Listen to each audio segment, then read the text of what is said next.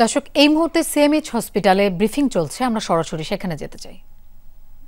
তারা এটা দেখবে, ইভ্যালুয়েট করবে, তারা চিকিৎসাও দিবে এবং যদি মনে করে পাঠানোর, তাহলে তারা বিদেশে পাঠানোরও প্রস্তুতি তাদের মধ্যে আছে। এটা আমার অংশ না, এটা সম্পূর্ণ ন্যাশনাল লেভেলের যে কাউন্সিল আছে যারা, এটা তাদের অংশ। আমি তাদের কোট করছি।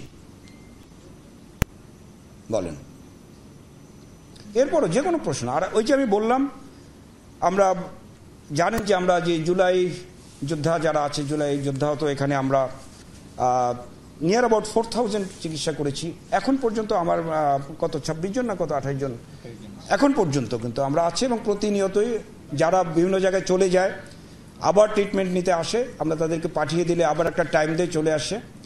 আমার এখানে 600-র উপরে অপারেশন হয়েছে প্রতিনিয়ত, এবং সেকেন্ড, থার্ড, ফোর্থ এরকম সার্জারির জন্য তারা আসছে এবং এখনো অনেক ভর্তি আছে।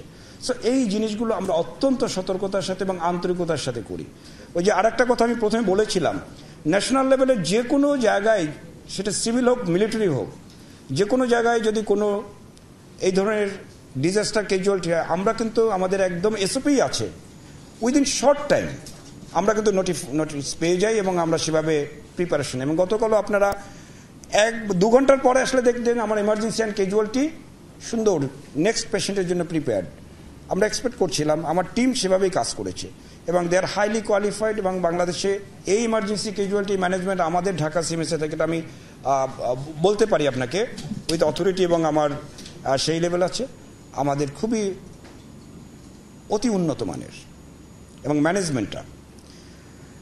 আর আমরা সামরিক বাহিনী, সশস্ত্র বাহিনী স্পেশালি দেশের যে কোনো ক্রান্তিকালে আমরা সবসময় কিন্তু সব কিছুতেই ছিলাম। ঢাকা সিএমএস যেহেতু সবচেয়ে বড় সিএমএস, এবং দেশের অন্যান্য সিএমএস যখনই কোনো ডিজাস্টার বা অন্য কোনো কিছুর থাকে সবসময় সদা প্রস্তুত থাকে।